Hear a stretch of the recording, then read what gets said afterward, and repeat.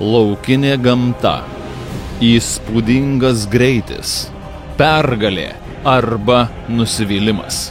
Priešininkas Lietuvos vandenų galiūnas. Tai didžiųjų karpių žūklė.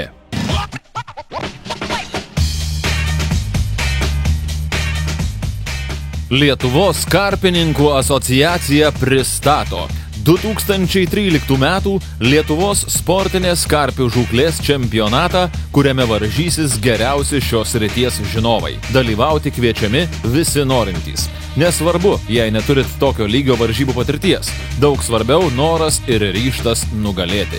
2012 metų čempionatas parodė, jog laimėtojais gali tapti ir debiutantai. Puikus to pavyzdys – dabartiniai Lietuvos čempionai Svetkarp komanda. Čempionatas susideda iš 3 etapų, kurie vyks birželio ir liepos mėnesiais. Norint patekti į Lietuvos rinktinę, būtina dalyvauti visuose etapuose.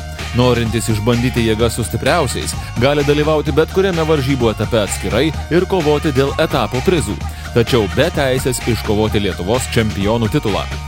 Geriausiai 3 etapuose pasirodžiusios komandos sudarys Lietuvos rinktinę ir 2013 m. rugsėjo mėnesį pasaulio čempionate Portugalijoje susigrums su 20 pasaulio valstybių rinktinėmis.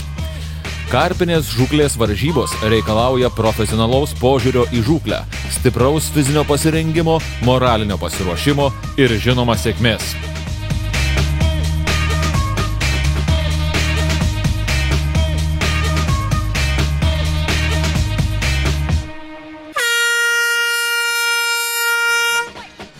Lietuvos sportinės karpių žūklės rinktinę globoja Lietuvos karpininkų asociacija ir žinoma generaliniai rėmėjai, uždara akcinė bendrovė Paliūtis ir Lenkijos įmonė AJ Group.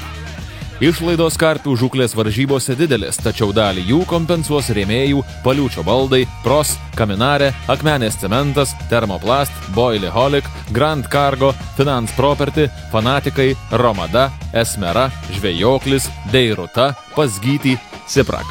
Įsteigti vertingi prizai čempionato dalyviams. Išsamesnė informacija laukarpis.lt